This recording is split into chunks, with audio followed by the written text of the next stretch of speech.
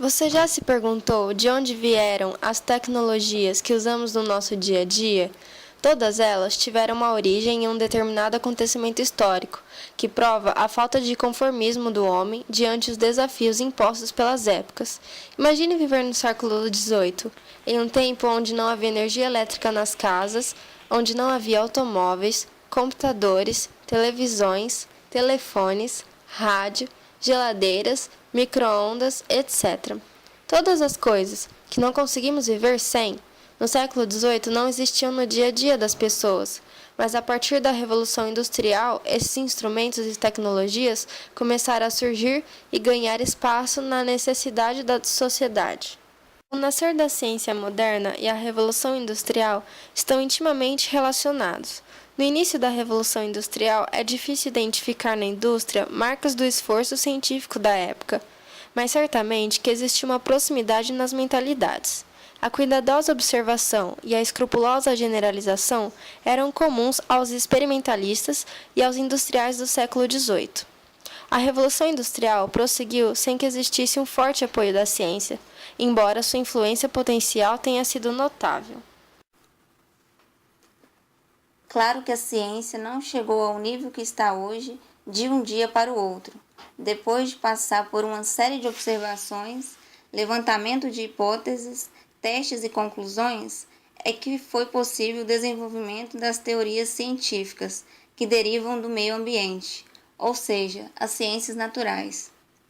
Através das observações do meio, foi que pudemos aprender com a natureza e retirar dela o que fosse útil para nós, para tornar a nossa vida mais confortável.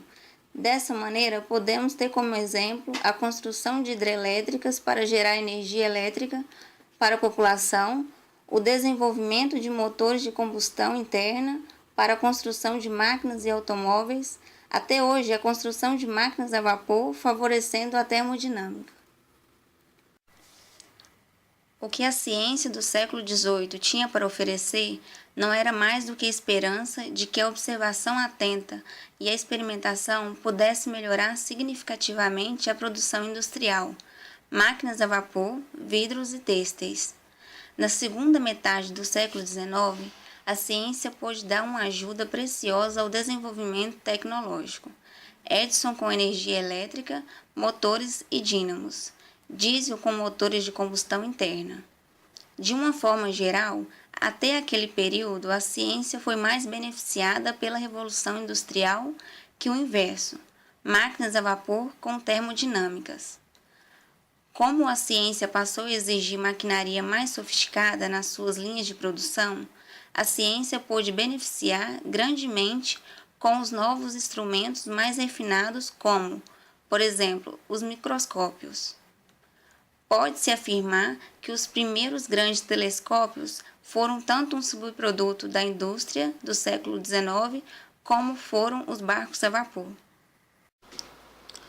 A perspectiva de aplicação da ciência aos problemas da indústria serviu de trampolim para estimular o financiamento público da ciência.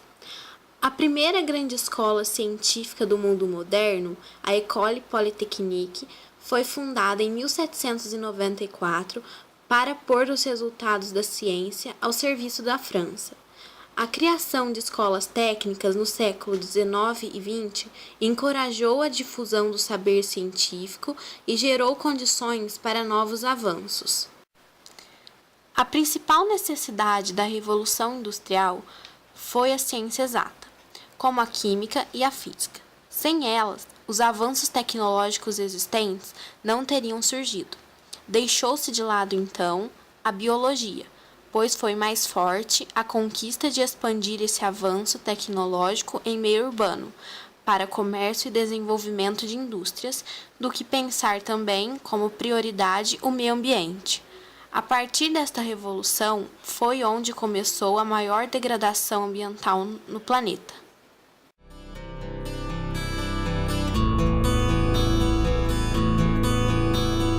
No one knows what it's like